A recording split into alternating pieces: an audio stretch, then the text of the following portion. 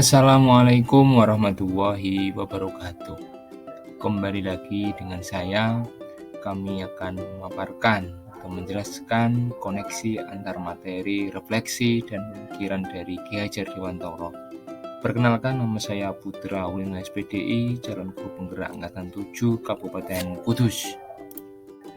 Sebelum mempelajari konsep pemikiran Ki Hajar Dewantara dalam pembelajaran, saya masih kesulitan untuk mendesain pembelajaran yang berpusat kepada siswa.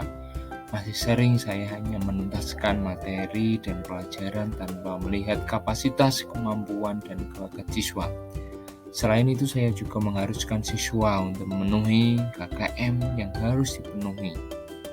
Mungkin KKM itu dianggap terlalu tinggi oleh mereka. Saya juga tidak pernah melakukan refleksi dan bahkan kurang komunikasi baik dengan siswa maupun orang tuanya.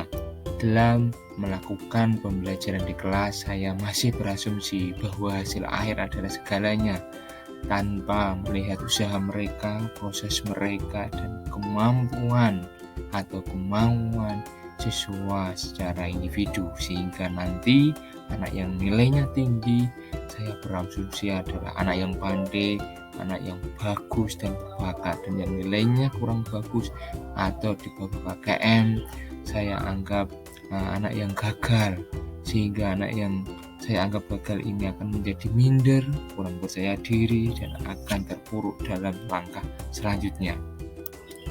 Kurangnya kedekatan emosional akan berpengaruh pada gagalnya penanaman karakter dari guru ke siswa, sehingga siswa akan patuh, taat, dan berbakti jika merasa mereka itu tertekan, merasa takut, merasa nantinya jika melakukan sesuatu diberi hukuman dan ancaman. Inilah yang akan membuat mereka ini tawaduk kepada guru, bukan karena dari hatinya, tapi karena keterpaksaan.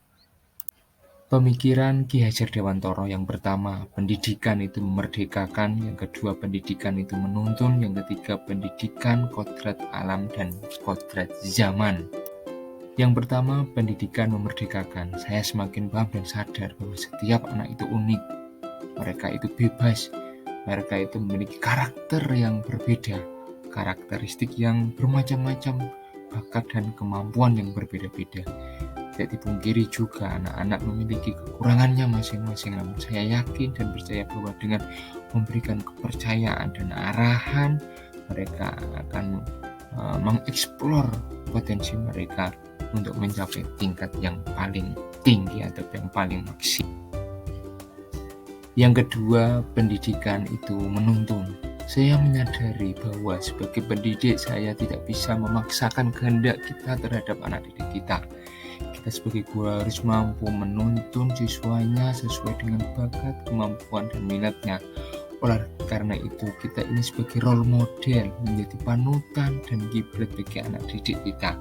Untuk itu, kita harus sebagai tiruan, harus berkata yang baik, berbuat yang baik, karena kita sebagai uswatun atau contoh yang langsung dilihat oleh peserta didik kita atau siswa-siswi kita. Ketiga, pendidikan sesuai atau kodrat alam dan zaman. Saya semakin paham dan sadar bahwa setiap anak itu unik. Mereka lahir dari keluarga yang berbeda. Mereka memiliki cara belajar yang unik. Untuk itu kita harus memfasilitasi mereka, terutama saat ini era digital. Kita harus kenalkan mereka sesuai zamannya. Kita kenalkan teknologi informasi, kita kenalkan dalam hal pembelajaran, kita jadikan komputer, Chromebook, atau Android sebagai sumber belajar atau sebagai media pembelajaran agar lebih baik lagi. Penerapan untuk mewujudkan pemikiran Ki Hajar Dewantara yang pertama, berusaha menjadi panutan siswa baik dalam perkataan maupun perbuatan. Yang kedua, melakukan pendekatan emosional terhadap siswa. Yang ketiga, melaksanakan pendidikan karakter secara berkelanjutan.